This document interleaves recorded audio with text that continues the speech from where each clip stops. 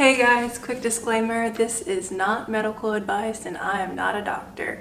Before you do any of the things, consider talking to your doctor and definitely do your own research. I'm just telling you about my experience of how I relieved my endometriosis suffering. If you don't know what endometriosis is, it's basically when the blood that's supposed to be in the inside of your uterus that comes out during your period once a month is grown on the outside, and it causes lots of lesions and scar tissues. And so when that blood is trying to release and it's not released through the normal way, like out of your vagina, it causes sometimes really severe and debilitating pain. My specific symptoms when my endometriosis was really bad is I had really painful bowel movements, sometimes painful urination. When it's like right around the time I'm about to start my cycle, I can have really painful intercourse. I don't sleep well. I usually have to wake up about every 3 to 4 hours as soon as the high doses of ibuprofen and anti-inflammatories wear off. The pain would get so bad that sometimes I would have to call in to work sick. I couldn't even walk. I get really bad knee pain for whatever reason, joint pain. Sometimes it's in my hips. And I get really bad back pain because I'm pretty sure the lesions have spread towards my spine and towards my rectum, basically. This is too much information, I'm sorry. And just so you know, like 1 in 10 women have endometriosis. It's a lot more common and it goes underdiagnosed a lot. And treating it basically is surgery, which is like 50% successful, and that success rate is usually temporary for just a couple of years. And from what I understand, like the most long-term treatment that you can do is like go through a pregnancy, like have a baby, and I'm not trying to do that right now. I think that really worries me about endometriosis is that because of this, there's very high chance that I have infertility issues. When my symptoms were at their worst, I was at clinicals, I was at work, I didn't have any medications, and I was like walking out of a patient's room and I had to like just grab my stomach and like lay down on the floor in the middle of this hospital during clinicals, which is a time you're supposed to be like at your best, doing your best. You're not supposed to show no weakness, no fear, you're supposed to know everything. And so I was so embarrassed. My clinical instructor like came up to me and like I couldn't stand up for a little while, and it was just overwhelmingly painful. And the final thing that made me realize I really need to do something about this is because, like I said, I have really painful bowel movements. When I'm about to get my period, I eat like a very high fiber diet. I eat stuff that makes it very easy to go to the bathroom. Like number 2, if there's any like slight amount of pushing involved, it leaves me literally like in tears. And one day, I got my cycle earlier than expected. I wasn't prepared. I hadn't been eating the way I usually eat right before I started my cycle. I had no option but to go number 2 in a public bathroom, and thank God nobody else was in there because I was screaming bloody murder. I sounded like a lady in labor, like trying to push out a baby, but I was just trying to go number 2. And I was like sobbing, and it took me 20 minutes to take a poop, which is not like me. I'm one of those people who can literally get in and out of the bathroom in like 30 seconds. I have a really good gut and like digestive system, but it just physically hurts to like move the stuff. So sorry if that's way too much information again. And I was like, okay, I really need to do something about this. And right after that, like I saw a commercial when I was like weak and vulnerable about a drug trial, and I went to their website, I put all my information in, and I was like, okay, hold up. Let's see if I can try something else first and leave that as just a last resort. But anyways, that is all a thing of the past. I found some remedies that have really helped me, and I'm excited to share them with you. So the first thing that made the biggest difference in kind of curing and healing my endometriosis is called the anti-inflammatory diet. Basically, it's a diet where you avoid any artificial sugars, artificial ingredients. You're supposed to avoid saturated fats. You're supposed to avoid any fried foods, anything that's super refined like white flour. You definitely can't eat dairy on this diet, and not just because it's an inflammatory food, but also because it has a lot of estrogen in it, and you need to avoid any foods that have any like estrogen or estrogen-like or estrogen-stimulating properties into them, and that also includes soy. Any processed meat, and basically almost all meat. You can have fish, and then you can have maybe they say like chicken once or twice a week if you need to, but in very limited quantities. If you already eat like a very plant-based diet, you don't eat any processed foods or anything like that, you're probably off to a very good start. And you definitely have to avoid alcohol for those reasons as well. Things you're supposed to eat is foods high in omega-3, 6s, and 9s. I took a nutrition class when I was in college just because I wanted to. It's actually not required for nursing students where I went to school, which is crazy that you can go through 4 years of healthcare and not take a single class worth of nutrition. But basically she said, your body is like constantly in a state of inflammation if you're eating foods like this at every meal. And so your body is just literally trying to digest the food and fight off the inflammation related to that, and it never has time to deal with the regular inflammation that's just going on in your body.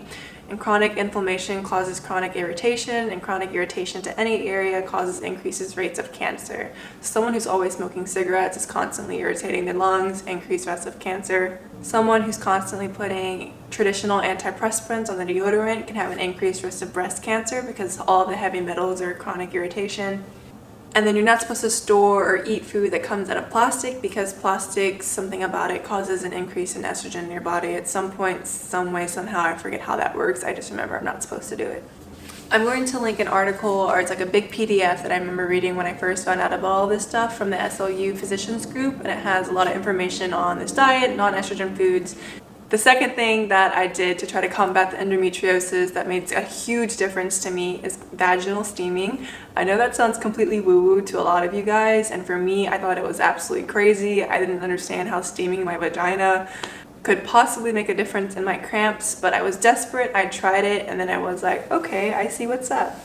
The inside of your vagina and the uterus are kind of like the same tissue that's like on the inside of your mouth. It's like very absorbent.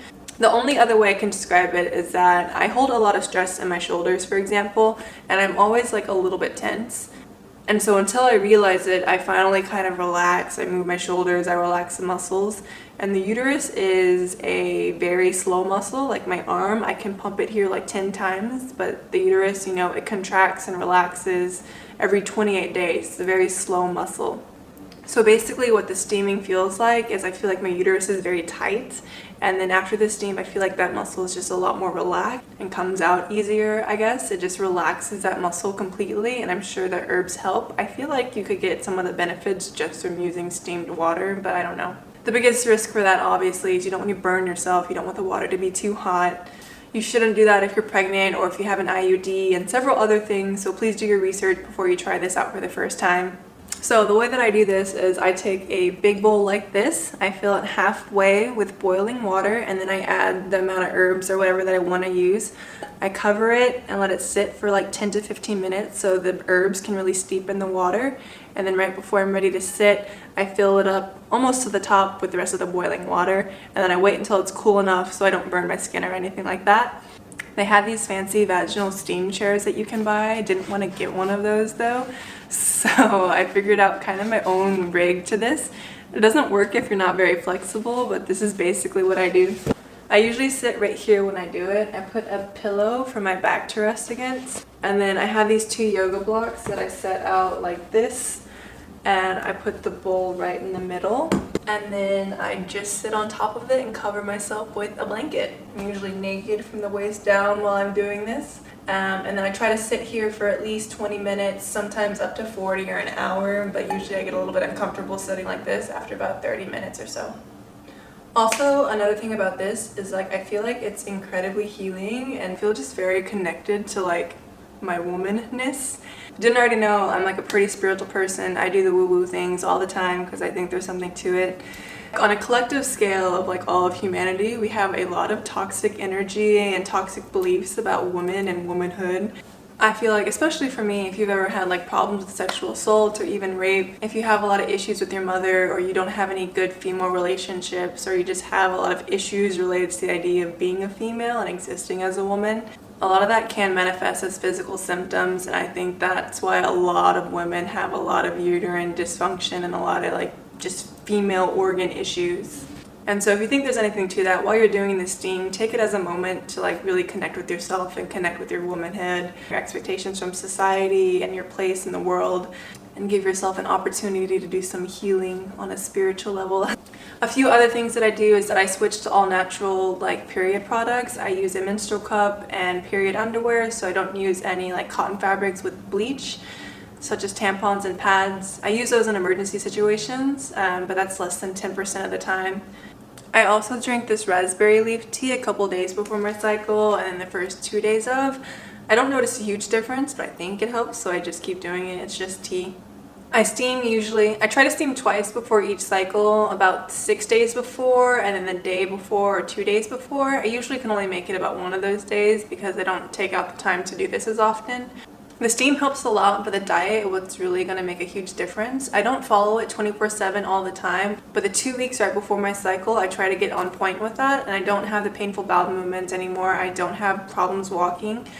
I did this once for 3 months in a row, and the second and third month I didn't even have to take pain medication for my cycle. I had some mild discomfort, but nothing that was debilitating, nothing that kept me from going on with my everyday life and functions. So thank you guys so much for watching. Let me know what you think of vaginal steaming down below. I know it sounds crazy, but I swear by it now at this point. Give this video a like, consider subscribing if you want to see more content from me. This will be one of the last videos I film in this apartment. I have less than 30 days left on release. So if you didn't know, I'm going to India for 2 months, and then when I come back to the States, I'll be travel nursing and being a bit of a nomad until I get tired of doing that. Thank you guys for watching. You'll see from me soon. Bye.